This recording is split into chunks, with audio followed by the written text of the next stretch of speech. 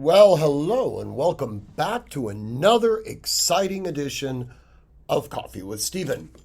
So, this week's blog is titled Abel's Dilemma.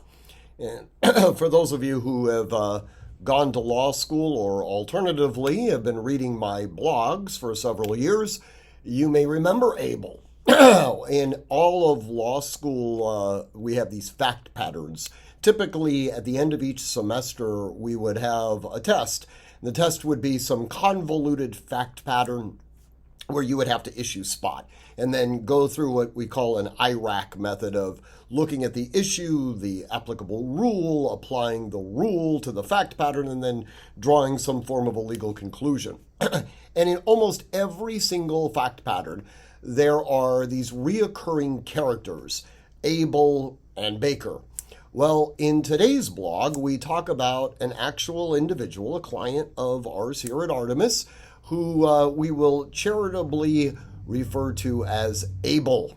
All right, and Abel got involved in a, well, I guess you could call it a road rage situation, although that might be a little bit more of a convoluted term. He, regardless, ended up getting into a situation with another individual that ultimately resulted in police being called on him.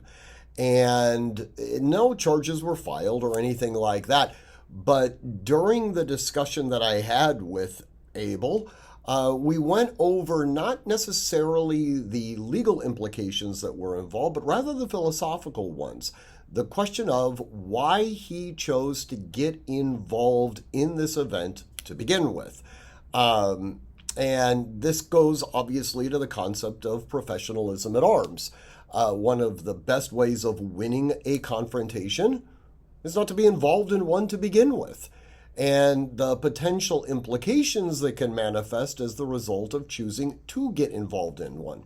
Now, sometimes you have absolutely no choice, right? I mean, you're being threatened, your life is in danger, someone else's life is in danger. But more often than not, the confrontation is something that you are invited to, and you are the one who chooses to accept that invitation. And there are consequences involved with accepting that invitation. So in any event, I do hope you enjoy the blog. Abel, if you're reading it, well, you might be able to see it from a different perspective. But in any event, train constantly, train consistently, train repetitively, and train with purpose. Above all else, stay safe.